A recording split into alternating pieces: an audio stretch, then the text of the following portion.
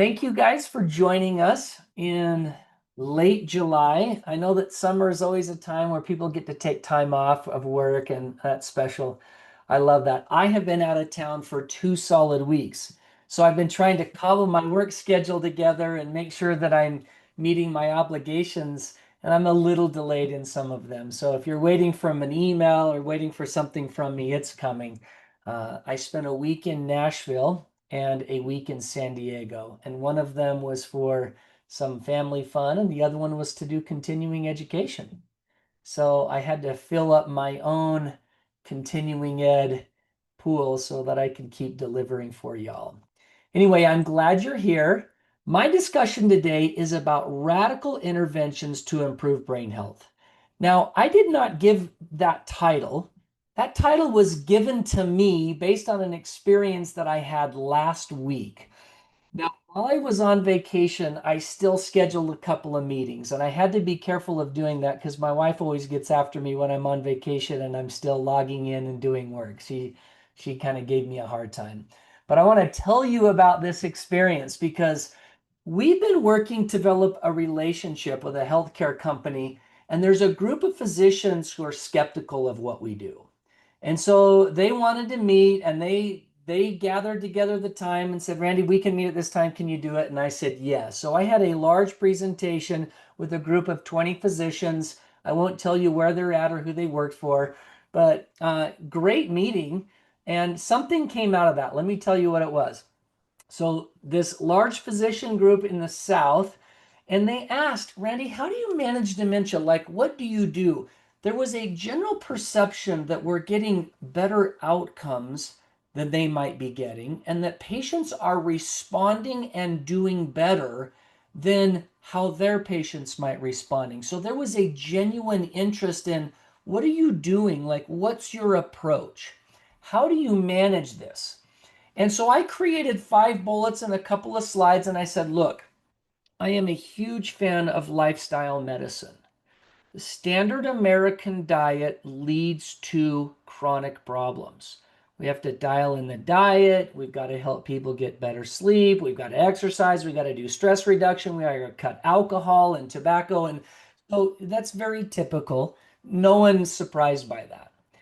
And I said, the second thing we do is I either maximize or optimize vitamin and nutritional supplements.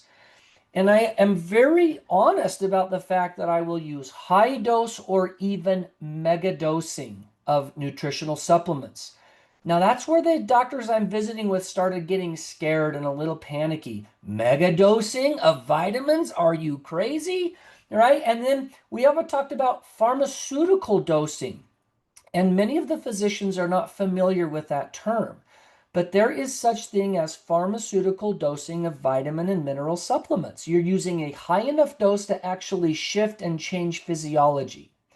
The next thing is I use nutraceutical agents. Nutraceuticals mean something different to every person that I talk to. So I said, not only am I using vitamins and minerals in higher doses, I'm using antioxidants and herbal preparations or nootropic supplements, something that we quote unquote say as smart supplements. Now, you're probably wondering what in the world is a smart supplement? A smart supplement is something that has some evidence that it improves brain function. So, for example, you've heard of Adderall and you've heard of Ritalin and Vyvanse. These are pharmaceutical agents that stimulate the brain to focus better, right? These are attention deficit medicines. Well, there are attention deficit smart supplements. And my patients all the time tell me about a new smart supplement that's hit the market. It used to just be, hey, Randy, I went to Costco the other day and I bought some Focus Factor. Focus Factor is a supplement that's been around for a long time. And so they'll say, what do you think of Focus Factor? And I'm like, go for it. I don't have a beef with it. I don't have a problem. I'm not sure I think it's the best, but if it's one that you have and you want to try it, I think it's probably safe. And there's a whole bunch that are coming on the market. These smart supplements have a place in neurological function and brain decline. Okay. The next thing I do is hormone replacement therapy. I cannot believe the explosion of information that's coming about on hormones. We've been talking about hormone replacement therapy in our company now for 10 years. But man, people were super skeptical because hormones cause cancer and blood clots, right? This is what you hear all the time. And I think it's bogus. It's actually a terrible argument. And I'm not going to unwind that today. I've unwound that many times in previous discussions, and I'll continue to unwind it. We use non-pharmacological interventions. Every one of you that run assisted living centers or dementia care centers or memory care centers or whatever it might be, there's a nod to non-pharmacological intervention. Let's not use drugs, but there's no clarity about what you use. If you're not going to use drugs, what in the hell are you going to use? And my response is we're going to use hyperbaric therapy. We're going to use red and near infrared light or sauna or PEMF or audiovisual entrainment. My friends, the research is good and it is growing in these areas, but these are largely not used in healthcare institutions. People are skeptical of them. They're cautious. They're nervous. I just heard on the news last month that another hyperbaric chamber blew up and a man died. When you hear those things on the news, people get really nervous and really panicky. But none of you heard about all of the people who died from antipsychotic use, or none of you heard about all the adverse side effects that occurred in hospital after surgical presentations, but you hear the one person or the two people that died this year in hyperbaric therapy, and you get a skewed perspective about what's safe and what's unsafe. Okay? Not to minimize the deaths. Those are horrible and tragic accidents, and I've read the articles in both cases. Those could have and should have been prevented. As I talked about this to the doctors, one of them said, "Oh my gosh, Randy, what a radical approach to treatment. I can't believe that you do that." And I was like, "What? You think I'm radical?" "Well, yeah, I think you're radical." So I started asking, "Well, tell me what you do." Well, the doctors all say, "Well, there's not very much that you can do for dementia." This is a standard refrain. It's like every doctor in big medical institutions received the memo and they're all singing off the same sheet of music. Once you get dementia, you're kind of screwed. There isn't anything else that you can do. So here's the standard of care in the United States. We don't know what to do for dementia, and so people deteriorate to the point that they lose their independence and they have to go to a memory care center. I'm not disparaging memory care centers. I'm grateful for them. So many people on our call today help to manage them. It's wonderful. But I want to compare a couple of things to the standard approach and a radical approach. Oftentimes we lock the door because our seniors want to leave the community and they're confused and they'll get lost. I read about a couple of deaths every year from individuals who wandered away from their community because they were confused and they froze to death, or they got dehydrated, or they got hit by a car. These are tragic. The standard of care is when they're in a locked community, we create amazing activity programs and we have phenomenal staff. I am so grateful and applaud and laud the staff who work in memory care centers. I have worked in assisted living and skilled nursing homes my entire career. This is a very difficult environment to work it for. It is hard to do, and I'm grateful for those that do that. The only real treatment intervention we have is prescription medicine for dementia. For those of you who follow the medications used in dementia, they're not good.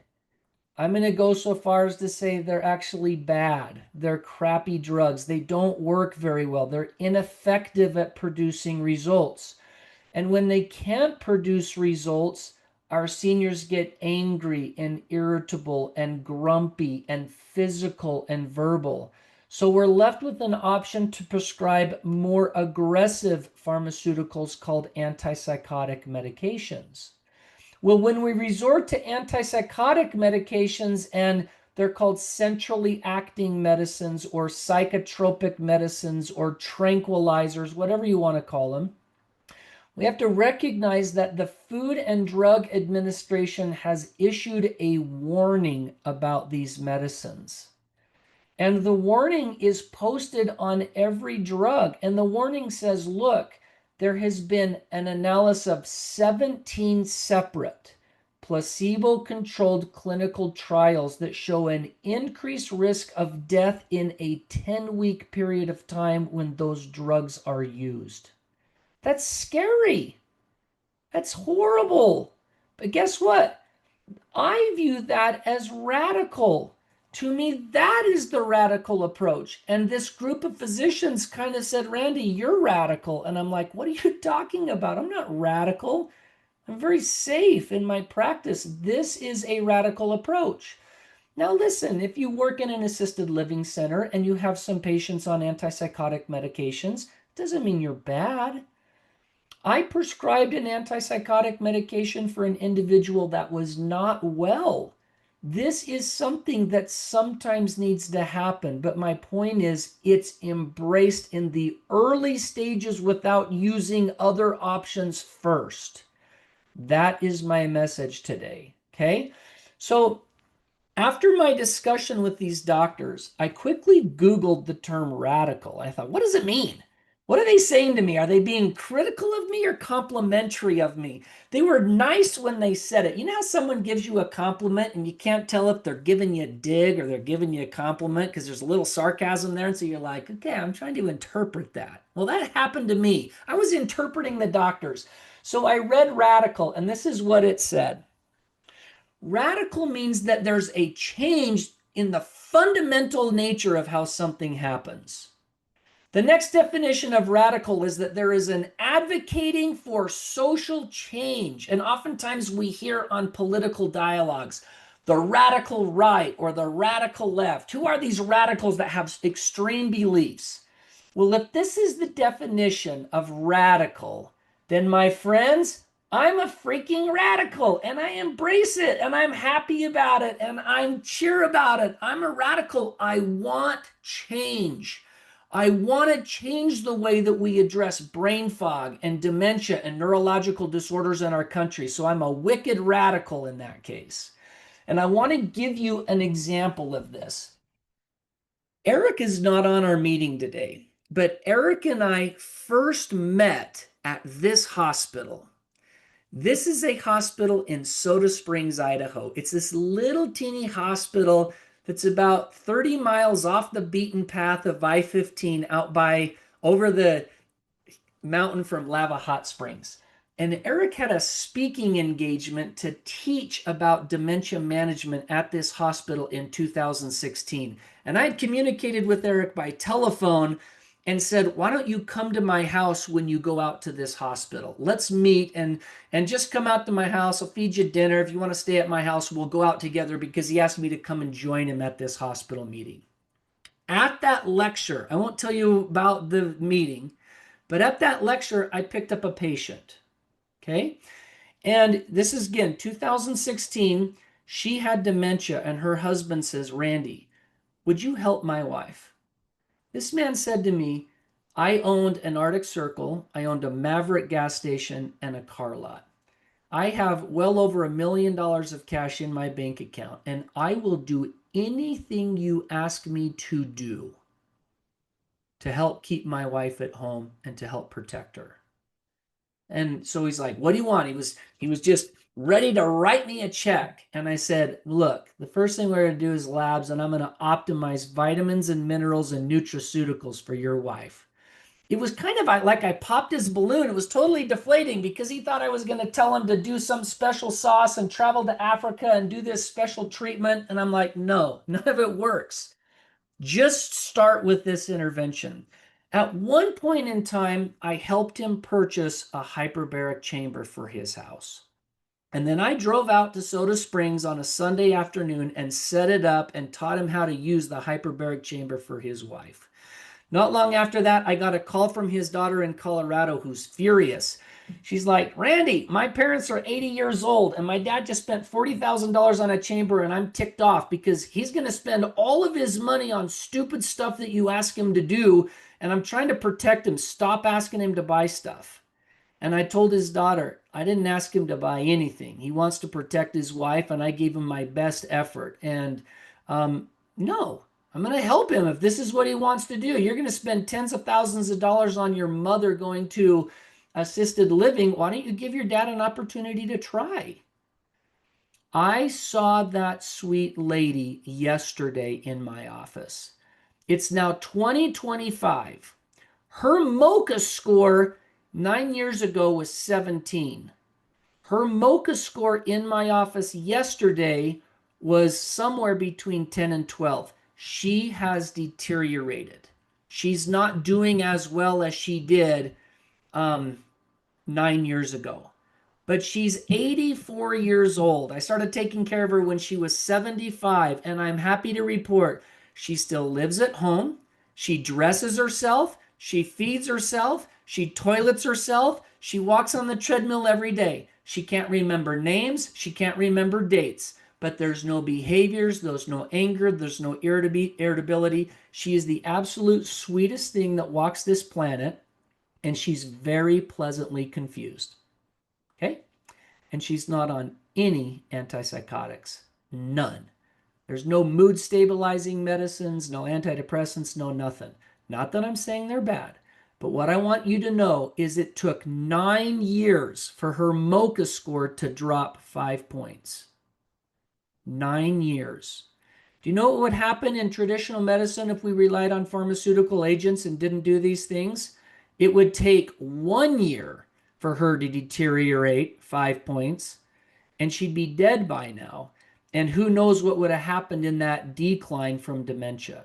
That is a massive victory. If that's what you call radical, sign me up, baby. I'm radical. Happy to report that.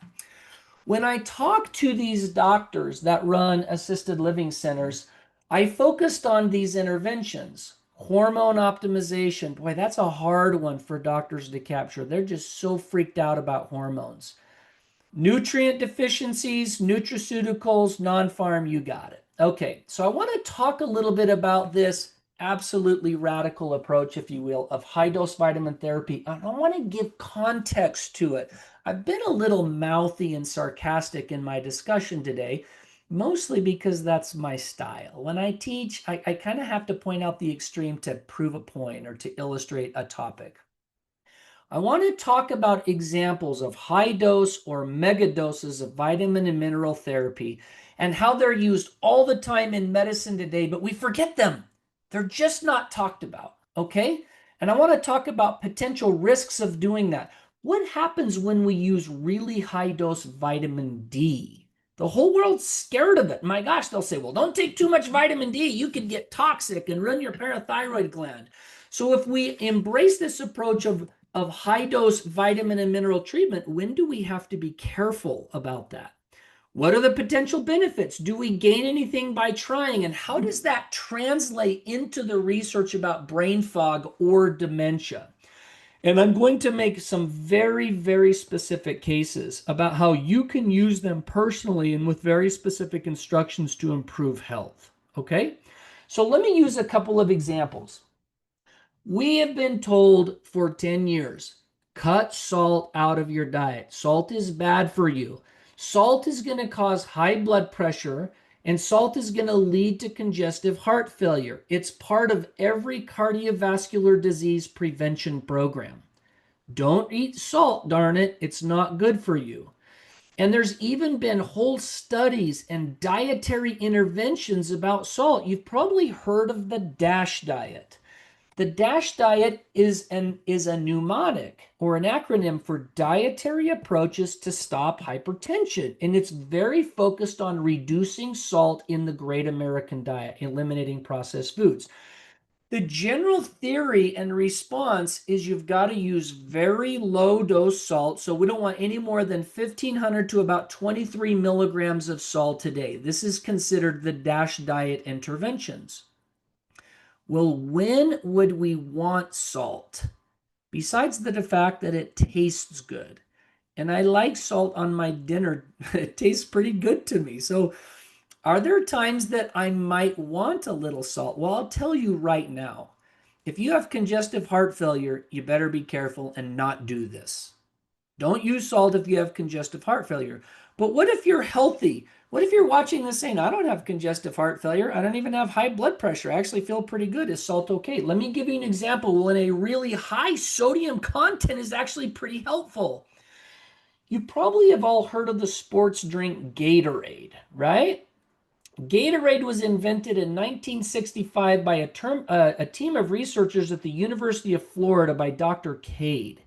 The Florida Gators were playing football and they're out exercising in the heat of the day. It's 90 degrees outside and it's 100% humidity. And these guys are dropping like flies. They got terrible dehydration. There's heat stroke. They start vomiting. They puke. They get sick. And many of them would start the first half in a football game and do really well. And the second half, they're done. They're wasted. And so these guys thought, how do we combat this dehydration? What would we do? So they created this original mixture of water and sugar and salt and lemon juice, and they started practicing with it during their scrimmage games. And this science has developed over time. Look at this. It's called Gatorade because it was made and established at the University of Florida, the Gators, to aid their athletes combat the heat. So in 1965, it looked like this cheesy little sports drink. I don't know if it tasted very good. It probably didn't because it was lemon juice, sugar, and salt. And then over times, the industry got enormous. And when I grew up and went to high school, my absolute hero was Michael Jordan. Michael Jordan promoted Gatorade. Gatorade is a high salt drink for athletes.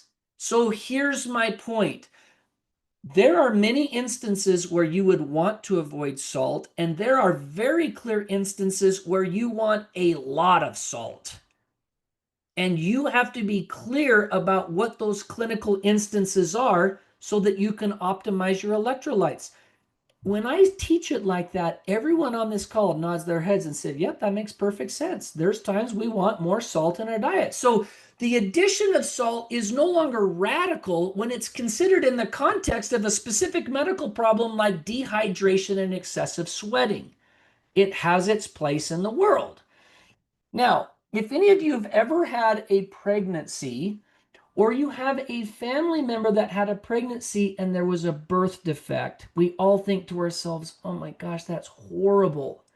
This is real to me. My sister had a son that was born with arthrogryposis, and he has been disabled his entire life, and his level of illness is so tragic. Well, we know that there are potential ways to prevent these horrible birth defects of encephalocele and spina bifida and anencephaly. We know how to prevent them. They're called neural tube defects. And we know we can prevent them with high dose of folic acid. And so the moment a woman gets pregnant, we say to them, you better get on a prenatal vitamin. And what's the difference between a prenatal vitamin and Centrum Silver for women? It is a whopping dose of folic acid. Right here, baby, we want high dose folic acid in pregnant women.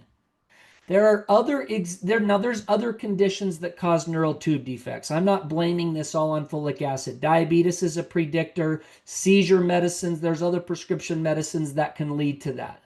But my point is this, using a really high dose of folic acid no longer seems radical when we're preventing brain damage in a developing fetus.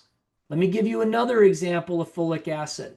Most of you have heard of rheumatoid arthritis. It's a horrible disease. It's this chronic inflammatory autoimmune disease primarily affecting the small joints of the hands. Well, in the United States, the primary treatment is we use biologics. We use these disease-modifying anti-rheumatic drugs. They're called DMARDs. And the number one on the market is methotrexate. Well, if you look up methotrexate and you say, what are the side effects? This medicine works because it blocks the production of folic acid. It blocks, this is how it works. It blocks the utility of your body's ability to use folic acid and to make new DNA. And so when someone is on methotrexate, we always use radically high doses of folic acid. We actually use pharmaceutical dosing. Now you understand, I talked about high dosing and then mega dosing and then pharmaceutical dosing. We use pharmaceutical level dosing when someone is on methotrexate. And so now, guess what? High dose folic acid doesn't feel very radical anymore when we're using methotrexate for the treatment of rheumatoid arthritis. Let me give you another one that'll sound familiar to anyone who's received a roadmap because we look at MTHFR genetics. Not to be disrespectful, but the world we live in calls this the mother effer gene. And this mother effer gene has variations of it, which encode for how the body uses folic acid, which is vitamin B9. And if you have this genetic condition, it leads to lower levels of folic acid and all kinds of complex health challenges, many of which are chronic fatigue syndrome and mental illness, depression, schizophrenia, anxiety, and so forth. Do you realize that statistically, at least a third of the population in the United States has MTHFR genetics? Many of you may never even have heard of this before you joined the A Mind for All Seasons or got the roadmap. Some of you might go to other specialists that do talk about MTHFR. I'm grateful. I want all doctors to talk about it because 40% of the population have this genetic condition. That means you can't utilize folic acid very well, and you darn well better be taking high doses of it, or you're going to have terrible health challenges. And we use a very specific pharmaceutical dose. There, I'm going back to that term. We use a pharmaceutical dose of L-methylfolate, which is a specialized form of folic acid for people who have this genetic problem. Okay. Now, all of a sudden, high dose L-methylfolate no longer feels very radical when we're preventing all the health challenges associated with MTHFR genetics and hyperhomocysteinemia. That's the medical condition you can test for of how much folic acid might you need to reduce your homocysteine levels. Okay, let's do another one. We just came out of the pandemic. Pandemic ruined all of our lives. It was horrible. Society closed down for 2 solid years. Our economy tanked. I almost lost my business at A Mind for All Seasons. We just had to self-fund it because we were going broke, and I had a rent to pay. I had a lease agreement. We had 5 employees. We wanted to keep them, so we just funded it. We almost starved to death. We learned during COVID, you were at much greater risk of COVID if you were obese, if you have diabetes, or if you were kind of sick and in weakened health, like autoimmune disease, the elderly population, if generally if you were sick. And evidence started spilling out all over the place about this evidence of using high dose vitamin D to calm this hyperinflammatory state of COVID.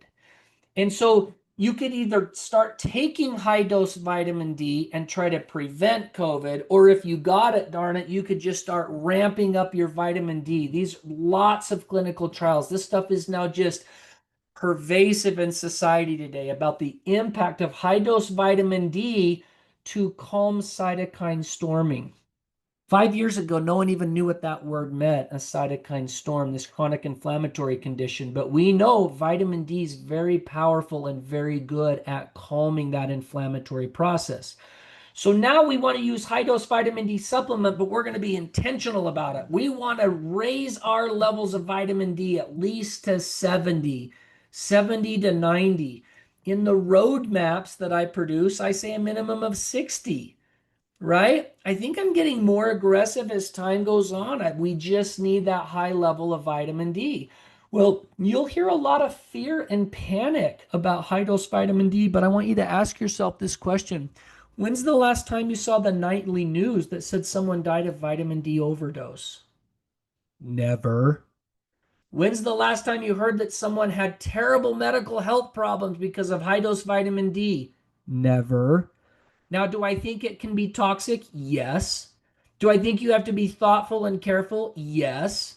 But do I think that the anxiety and the panic attack and risk about high dose vitamin D is a little overstated? Yes, I do. Okay. Just this last week, one of our clients came to a Mind for All Seasons. Her vitamin D level was 375. And I said, don't do that. You need to lower the dose. Do you think she had major health problems? No. She just needs to knock it off, right? So high dose vitamin D no longer feels radical when it's used to calm a cytokine storm in chronic inflammatory conditions. I have an 18-year-old high school baseball player right now that's a part of our practice who was just diagnosed with rheumatoid arthritis. One of the world's best autoimmune doctors out of San Francisco in a telemedicine consult with him told him, I want your vitamin D level at 90 the next time I talk to you. Check it every month and start high dose. We can't calm your rheumatoid arthritis without a vitamin D level at least 90. There's a perfect example of how this is being used all across the country. What about osteopenia, osteoporosis, and osteomalacia? This bone thinning to the point that women are at high risk for cancer. Osteomalacia or rickets is kind of this softening of the bone. So you'll see the picture I posted there. Bone should be very dense and have this matrix that's firm. But then the matrix starts wearing out through an inflammatory process. By the way, did you know that osteoporosis is an inflammatory disease? Most women didn't know that, okay? And when osteoporosis gets bad, we start getting compression fractures in our spine, or we trip and fall when we're outside working in the flower garden and break our hip. It's a bad deal, right? High dose vitamin D supplementation. Again, we want it 70 to 90. And my point to that is high dose vitamin D doesn't feel radical anymore if it leads to preventing a compression fracture in your back or chronic bone diseases. What about pernicious anemia? You guys have all heard of anemia. You may not be aware of what is pernicious anemia. It's not iron deficiency anemia, it's from vitamin D. Well, who's at risk for this? How about vegans and vegetarians? We get vitamin D from meat products. So I have never consulted with a vegetarian ever. I'm not exaggerating, where their MCV level was not elevated. Now, MCV is not vitamin B12, but vitamin B12 lowers MCV. So many vegetarians know they're at really high risk of low vitamin B12. So they'll take a vitamin B12 supplement, but MCV just keeps going up and up and up. No exaggeration. I've taken care of probably 20 or 30 vegetarians over the past 10 years, strict vegetarian, no meat for years on end. Every single one of them have an elevated MCV level. And that's because your body needs a very specific form of vitamin B12. And if you're not paying attention to it, you're going to struggle with macrocytosis. Other people at risk for vitamin B12 deficiency are people who drink alcohol or alcoholism. Listen, we have a dysfunctional relationship in our country with alcohol. We call alcoholism when someone's misusing it, abusing it, and their life is going south. But what about just alcohol use? What about just routine alcohol use in the evenings? Is that a big deal? In my opinion, it leads to problems, right? Alcohol is a toxin. It doesn't matter to me if we use a large amount of the toxin or a small amount of the toxin. It's a problem for many reasons.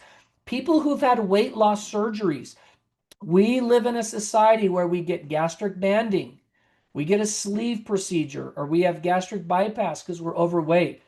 All of those individuals, every single one of them, have B12 deficiency for the rest of their life if they're not careful. Malabsorptive disorders like Crohn's disease or celiac disease. Many of you participated in a live interview that I had with one of my clients named Amy. She did a podcast with me in one of these meetings. She has Crohn's disease. She's so nutritionally deficient and compromised. We're working on it exquisitely. So these are things that lead to weight loss surgery. These individuals need mega dosing, pharmaceutical dosing of vitamin B12. They might need it multiple times a day. And you've probably heard of individuals who get a shot of vitamin B12 every week for the rest of their life because this risk factor is so high. That's pharmaceutical dosing, my friends, mega dosing. Okay. There's another form. Oh, high dose vitamin B12 no longer feels very radical when it's used to prevent illness from poor diet or alcohol use disorder or weight loss surgeries, right? It's now the standard of care. It feels radical when we talk about high dose vitamin and mineral supplementation, unless we're talking about treatment of disease. What about high cholesterol? Heart disease is the #1 cause of death worldwide. And it's caused because cholesterol gets oxidized and then gets stuck to our blood vessels and leads to atherosclerosis. And we live in a society that is statin focused. We're all focused on lowering cholesterol through statin medications. My trip to San Diego last week is I was hired to teach a group of physicians a lecture series, 5 hours of lectures on preventive cardiology. Like, how do we reduce the risk of cardiovascular disease through these natural approaches? High dose vitamin B3 is a part of that process. Do you know that vitamin B3 is actually niacin? And niacin was used for 50 years to lower cholesterol until statins were developed. And then statins became the treatment of choice. Well, high dose vitamin B3 also causes a flushing syndrome. If you've never taken it, I promise you, you'll take a high dose and you'll feel like you're allergic to it because you'll get all hot and sweaty and it'll feel like you're having a hot flash. Your skin will flush. Well, that's not very fun. I think I'd rather take a statin than high dose vitamin B3, right? But listen, there's a place for it in the world. This was my lecture series. This is one of the slides from my lecture series. It was 14 modules of how to prevent cardiovascular disease. And I started with all these interventions: manage your blood pressure, manage homocysteine, manage dysautonomia with the D dimer, check your CRP level, get your folate or your uric acid levels down, start hormone replacement therapy, get a coronary artery calcium score, optimize your omega-6/3 ratio, lower your blood sugar, improve cholesterol levels, get your dental health in order, treat obstructive sleep apnea, manage concussions, and change your lifestyle. 5 hours of lectures on preventive cardiology, and there's a handout that I give to every person. I'm going to share some of those lectures with you all in upcoming master classes, but I had to release and prepare it first under this contract that I had. Okay. So now vitamin B3 doesn't feel like it's so stinking radical when we can actually prevent atherosclerosis and cardiovascular disease. Or if someone doesn't want to take a statin, could they benefit from vitamin B3? The answer is, holy smokes, of course they could. They do very, very well. Okay. So I could go on. This lecture that I'm giving you is actually going to be a lecture series, and I'm going to talk specifically about all of these, but I'm going to give you kind of a insight into what I'm going to talk about. There's lots of instances where very high dose vitamin C for its antioxidant benefits has amazing benefits. In scurvy, well, guess what? None of you have even seen scurvy. I've never seen scurvy in my clinical practice, but it existed for many years from vitamin C. Now we can go to any IV clinic and get high dose vitamin C as a part of an antioxidant protocol. Vitamin B1, I did a lecture series about a month ago on high dose vitamin B1 for the treatment of Parkinson's disease, dysautonomia, gastroparesis, and other GI issues, and Wernicke-Korsakoff's dementia. Did you know that Accutane, which is the treatment for cystic acne, is high dose vitamin A? That's what it is. Now, in high doses, it causes birth defects, so you have to be careful. But my point is, it's used in clinical medicine all the time in high dose for very specific treatments. I bet you if we did a poll of all the women on this call today, 50% of you are taking some form of biotin, vitamin B7, for brittle nails and hair loss. Because I get women all the time saying, Randy, I'm losing my hair and my nails are brittle. I'm going to take vitamin B7. What do you think? I'm fine with it. Iron deficiency anemia, I'm not even going to talk about it. Vitamin E, Vitamin E is a fat soluble vitamin. Oh my gosh, it has amazing benefits in brain fog and dementia. Tardive dyskinesia, it's an antioxidant. Okay. Omega-3 fatty acids. I have given hours, maybe 8 hours of lecture on the benefits of high dose omega-3 supplements. It should be first line in cardiovascular disease, dementia, traumatic brain injury, post-concussive syndrome, and autoimmunity. It's so amazing. And just like vitamin D, we start very high dosing and then we constantly look at our levels in our bloodstream. We have to maintain it. If I did another poll of our audience today, how many eat fish twice a week? It would probably be 10% or less. We're not a big fish nation, and fish is where we get omega-3. Now, some of you might say, well, I get it from flaxseed and I get it from other animal sources. And my response is, okay, kind of. It might have a little bit of omega-3, but it's never enough to actually raise you to therapeutic or pharmaceutical levels. Omega-3 is so valuable, the pharmaceutical industry actually created pharmaceutical dosing called Lovasa. It's a prescription, and all it is really high dose omega-3. You can just get it at your local store if you know what you're getting. Magnesium. When would we use high dose magnesium? Brain fog, constipation, muscle cramping, anxiety, mental health issues. When would we use NAC, high dose N-acetylcysteine, in inflammatory disorders like dementia, multiple sclerosis, and autoimmunity? The research is actually very, very good. How about creatine? Isn't creatine just for bodybuilders? Heavens no. I put all of my senior women on creatine. I love it. Chronic fatigue syndrome, dementia, head injuries, and mental illness. Creatine is actually an outside source of energy like glucose. Most people think, oh, I'm feeling kind of weak and a little bit punk and puny. I need to get some blood sugar up. You need to get your creatine levels up. That'd make a huge difference in many individuals. Curcumin, turmeric, and all these groups of flavonoids. We hear about them, boswellia. We hear about flavonoids that are used in diabetes, right? We use them in chronic inflammatory disorders, arthritis. Many people take curcumin because they have arthritis in their joints, say, chronic fatigue syndrome, autoimmunity. How about branched chain amino acids? Do you know that my first job out of nursing school is I worked in an intensive care unit that had a burn unit? And we dosed branched chain amino acids in IV format for all of our ICU patients because it protected muscle loss, right? Weight loss and chronic fatigue, branched chain amino acids are so helpful and so valuable. Or NAD, nicotinamide dinucleotide. I think I said that wrong.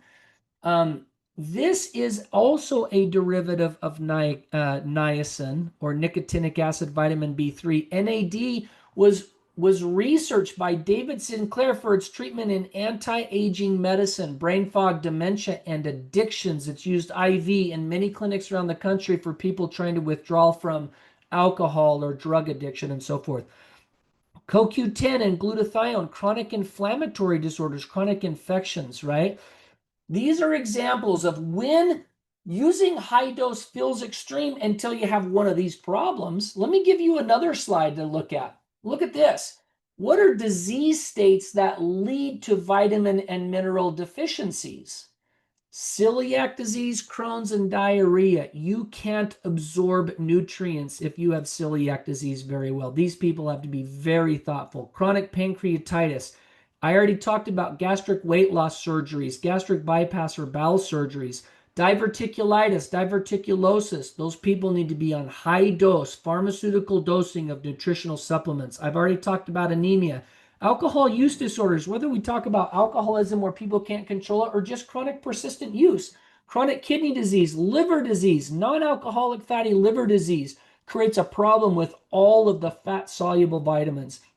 Vitamin A, vitamin D, vitamin E, vitamin K. Those are the fat solubles that should be used, okay? Fat solubles, we have to be very intentional and thoughtful because there can be adverse side effects in high doses. There's my disclaimer. Small intestinal bacterial overgrowth or leaky gut disease. How about the use of medications? Did you know that metformin lowers your vitamin B12, folic acid, and vitamin B1? It blocks their absorption. And the whole world's taking metformin for insulin resistance. How about proton pump inhibitors? Things like omeprazole, acid reflux medicine, Protonix, Nexium, the purple pill that you see advertised. It decreases all nutrients because you don't absorb them when you suppress stomach acid. Anticonvulsant statins, the labeling on statins from the FDA says that when you take statins, you should probably take CoQ10 because it works by blocking CoQ10. That's how statins work. It's an HMG CoA inhibitor, which means it blocks CoQ10. If you're going to take a statin, you've got to be on CoQ10 in high dose. DMARDs, I talked about methotrexate. How about eating disorders or aggressive eating programs? I already talked about vegetarianism. I'm not being judgmental. I'm not saying if you're a vegetarian, you're a bad person. I think I love the vegetarian diet. I just love meat too. So I combine vegetarianism with carnivorism and I have these amazing dinners at night with a big salad and a steak. Hypothyroid or hyperthyroid and other thyroid diseases, autoimmune diseases, these all diminish vitamin and minerals. You need them for their anti-inflammatory benefits. If I had $1 for all of my patients that said, Randy, I have chemo brain, I'd be filthy rich because all of my patients that have cancer and have been on chemotherapy, they are not well. They don't feel good. They feel tired and exhausted. These individuals need very high pharmaceutical dosing of vitamin and mineral nutrients and dementia and aging. Okay, let me go on to my next slide. I want to compare dementia to autism for just a split second. Most of you on this call, your lives have been touched in some way by the terrible disease of autism. You might have a family member, a son or a daughter, a grandchild who's on the spectrum. It's a horrible disorder. It's called a spectrum disorder. Well, guess what? So is dementia. So is brain fog. I predict in the future these will be called spectrum disorders. Why are they spectrum disorders? Because there are unique combinations and symptoms. There's very diverse groupings of symptoms, widespread over multiple populations and body and organ systems of what dementia looks like. If I was to ask some of these individuals that run assisted living centers that are on our call today, does dementia look exactly the same between all of your clients? They would all say, no, are you kidding me? I have a 50-year-old with very aggressive Alzheimer's and I have an 80-year-old with mild Alzheimer's. They're spectrums. Why are they so aggressive in some populations?